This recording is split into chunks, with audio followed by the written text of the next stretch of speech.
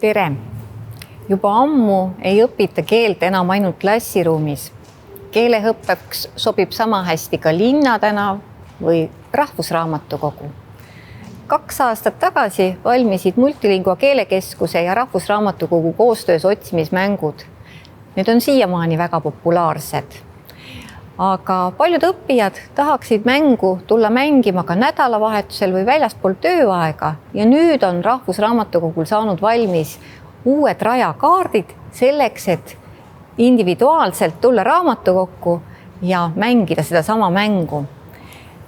Need on tasemetele A2, B1, B2 ja C1. Vaatame, mis on nende tasemete vahe.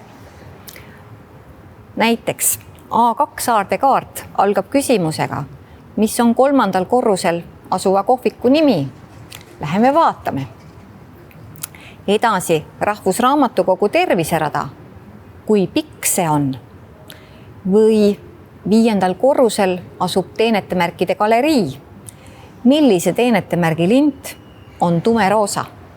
Need on A2 taseme küsimused. B1 taseme küsimused on veidi raskemad. Vaatame, mis siin on. Jalutage 3. korrusel nagu tänaval. Milliseid asutusi ja ruume sealt leiate? Või leidke 3. korruselt rotid. Mitu neid on? Ei ole vaja karta. Need rotid ei ole elus. 5. korruselt tuleb leida skulptuur, mis meenutab lumememme. Ja samuti 5. korruselt otsida üles lasteala ja leida, missugustes keeltes on ilmunud ajakiri Täheke. C1 küsimused on hoopis raskemad. Näiteks 3. korruselt peab C1 leidma üles N. Põldroosi Valguse ja varju piiril ja seletama 2-3 lausega, kuidas nad seda teost mõistavad.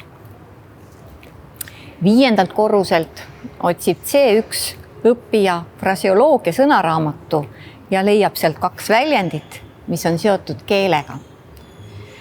Nii et keelt saab õppida igalt pool. Hoidke silmad lahti. Peale raamatukogu on palju kohti, kus saab lugeda tekste ja õppida seeläbi keelt. Tere tulemast raamatukokku õppima eesti keelt.